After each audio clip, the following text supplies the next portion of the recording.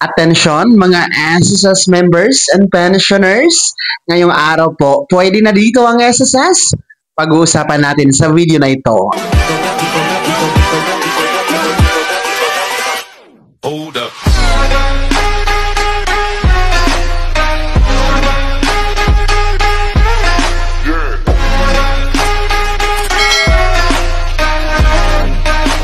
Hello mga ka-vlogs! Welcome dito sa aking YouTube channel. Magandang araw po sa lahat ng mga manonood. Saan po kayong dako sa mundo? Kumusta mga ka-vlogs? Eto ha, mga miyembro at pensyonado ng SSS.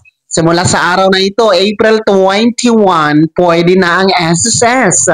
Mamaya-maya pag-uusapan natin. Pero bago ang lahat, kung bago ka pa lang dito sa aking YouTube channel o di kaya hindi ka pa nakasubscribe, abay click nyo muna ang ating subscribe button na nasa baba. Huwag nyo kalimutan na pindutin ang notification bell. Ilagay nyo po sa all para naman updated ka sa lahat ng mga videos na aking i-upload.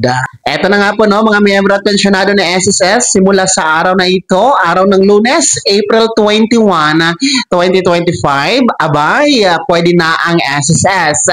Ibig sabihin, no, magre-resume na po ang branches nito nationwide. Matapos ang long weekend, simula noong April 16 hanggang kahapon, April 20, dahil nga po sa paggunita natin sa mahal na araw at sa proklamasyon ng Malacanang Palace, no, under the proclamation number 81 na nagdeklara po na walang pasok ang mga pampublikong opisina kabilang ang SSS simula April 16 hanggang 18 at syempre weekend po ang 19 at 20. So ngayon, April 21 ay magre-resume na po ang branches ni SSS nationwide. Kaya naman, kung meron kayong mga transactions, mga inquiries at mga gustong iproseso na walk-in sa SSS branches, abay po pwede na simula sa araw na ito ha.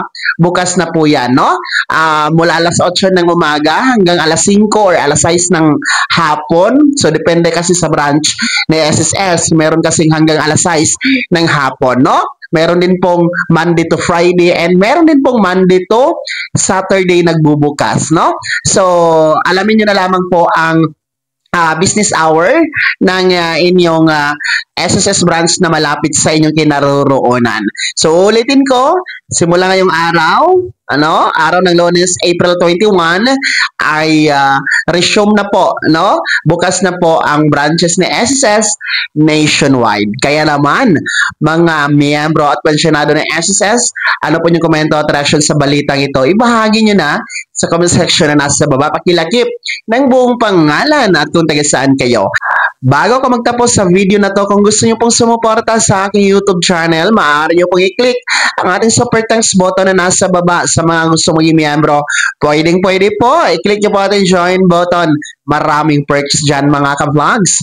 Be my member now. Sana naging gabay ang video na to kahit paano na pag-uusapan natin ang mga mahahalagang bagay-bagay na may kinalaman sa pagiging miyembro, benepisyaryo at pensyonado sa SSS. Kung hindi ka pa nakasubscribe dito sa aking YouTube channel, maaari nyo nang i-click ang ating subscribe button na nasa baba. Huwag nyo kalimutan na pindutin ang notification bell. Ilagay nyo po sa all para naman updated ka sa lahat ng mga videos na aking i-upload. Maaari nyo din i-like ang video na to at kung meron ka pang mga katanungan, maaari nyo i-comment sa comment section na nasa baba. Paki-follow na din po ang aking official Facebook page na nasa screen nyo. Muli po, ako si Daniel Timpawa na nagsasabing dito sa aking YouTube channel, Pawang Katotohanan at lahat, totoo lamang.